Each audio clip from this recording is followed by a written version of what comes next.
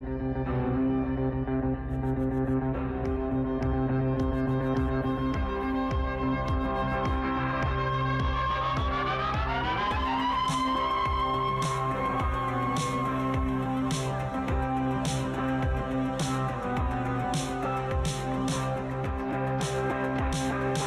name's Brady.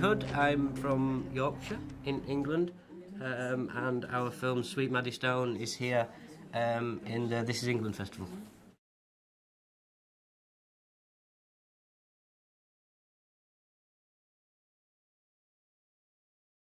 I worked as an assistant to a director called Joe Wright, who's known for films such as Pride and Prejudice, Atonement, Anna Karenina, and I kind of learned a lot through being there as his assistant and developed a craft in a way. But then got selected to go into the National Film and Television School in London, and there I made 3 short films as part of my course, and Sweet Maddie Stone that's here was the 3rd of them and the graduation film before coming out of film school.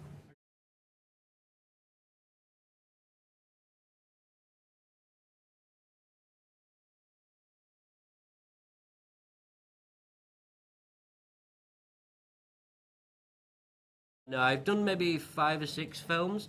I think all film directors go through 3 stages.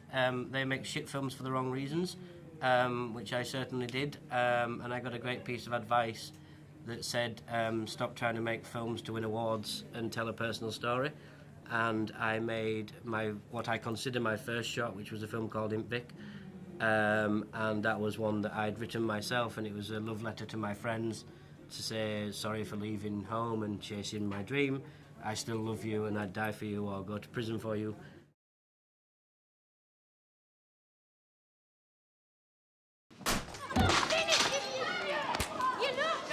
Maddie Stone became, for me, it was a moment I shared with my sister, and it was a story for her to say, well done kid for turning your life around and becoming a fantastic mother, because the path that you was going down would have led you to where Maddie ends up in the film. This is what would have become of you.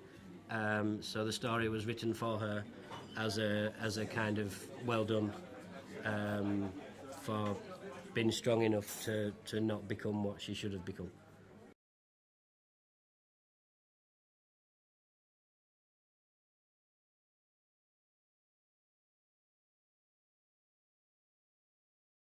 I think we got given £10,000 from the film school to shoot our graduation film, but luckily the film school has a lot of equipment and a lot of resources there that probably make it a lot more than that. We basically went to an abandoned prison in a place called Oakland in the Midlands, because although the story was personal with the character, I was very aware of a social comment I wanted to make, which was about the correlations between some state high schools in England and prisons. We kind of turn up at 9 o'clock in the morning and we're not allowed outside school till 3:30, and we kind of get told where to go and what time to be, and it's very regimented like that. It was very much like a prison. So we found a prison that was abandoned and we dressed it as a high school so that you could feel that oppression and that kind of institutionalisation that leads that way. And I think with Maddie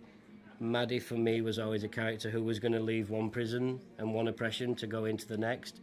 So by shooting the prison as a high school, we kind of talked about the circularity of life with characters who are stuck in this kind of oppressive northern town. We had a great production designer called Declan O'Brien who did a great job with dressing the prison, and we went up there 2 or 3 days before, and it was basically like working on the set, because we got a shell and we painted it, brought all the stuff in, decorated the whole thing and just designed it like it was a set.